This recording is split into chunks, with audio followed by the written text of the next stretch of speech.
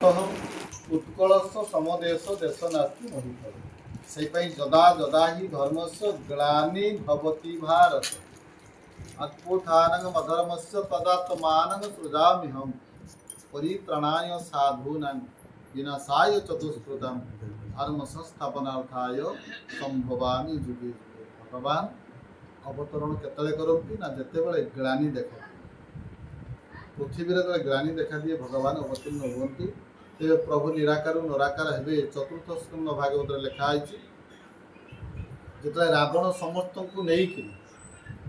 देवता मान देव दानव मानव समस्त को खटेले स्वर्गमत्त पाताल त्रिपुर राजा सहित त्रिपुर विजयी राजा होती रावण समस्त देवता मान को नहीं लंकार खटौ देवता माने हाकु हाकु होकर पृथ्वी माँ आसिले गाई रूप हेले किए ब्रह्मा ब्रह्मा है आसला समस्त देवता मान को लेकर आसिले क्षीर सिंधु तटरे जा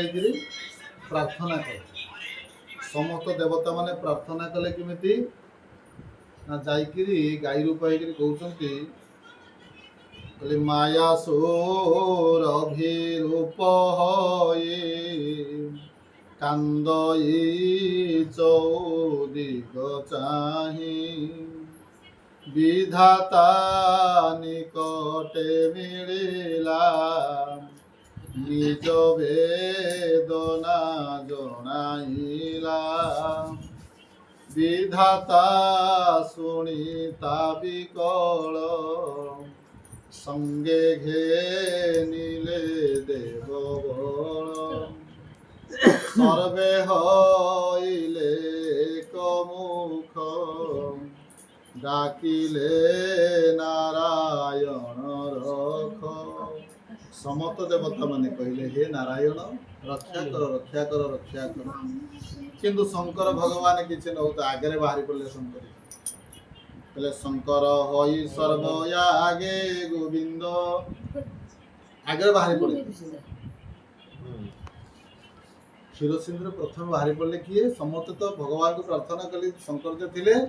कहले शंकर हई सर्व आगे मिलिले क्षीर सिंधु लागे समस्त समस्त बच्चे आगे भगवान प्रभु अंतर्जामी नारायण जल जल अनंत शଯ୍या शुभंती शांताकार भुजग शयन पद्मनाभ सुरेशम विश्वाधारम गगन सदृशम मेघवर्णम शुभांगम लक्ष्मीकांतं कमलनयनम जोगिर्विध्यानगम्यं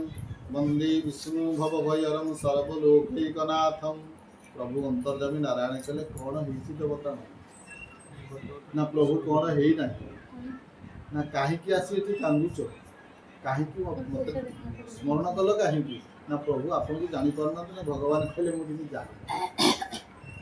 प्रभु अंतर्जामी नारायण कहले मुझे जानी